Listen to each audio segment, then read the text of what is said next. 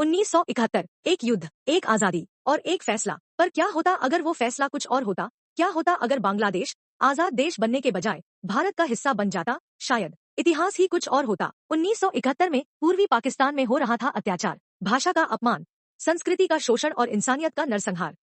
भारत ने स्टेप लिया और 13 दिन में इतिहास बदल दिया। बांग्लादेश बना। लेकिन कल्पना करो, अगर भारत ने उस समय उसे आजाद न कर भारत का हिस्सा बना लिया होता, भारत की भौगोलिक स्थिति बदल जाती। पूर्वोत्तर भारत एक ताकतवर कॉरिडोर से जुड़ता।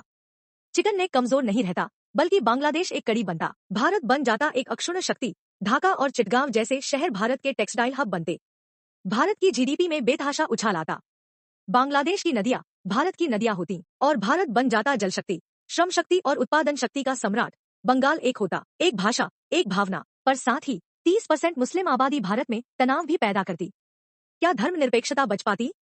या भारत बन जाता अंदर से? भारत को एक और राज्य संभालना होता। भाषा, शिक्षा, नौकरशाही, सब में उलझन। और अगर बांग्लादेश में विद्रोह शुरू होता तो सेना को हर मोड़ पर तैनात रहना पड़ता। पाकिस्तान भारत को विस्तारवादी घोषित करता। चीन, अमेरिका दोनों भारत के खिलाफ खड़े हो जाते।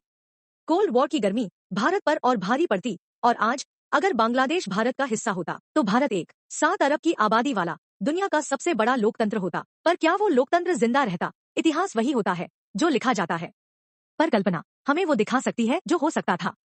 क्या भारत बांग्लादेश के साथ और महान बनता या और भी ज्यादा बंट जाता? सोचो और बताओ, तुम्हारे हिसाब से क्या सही होता?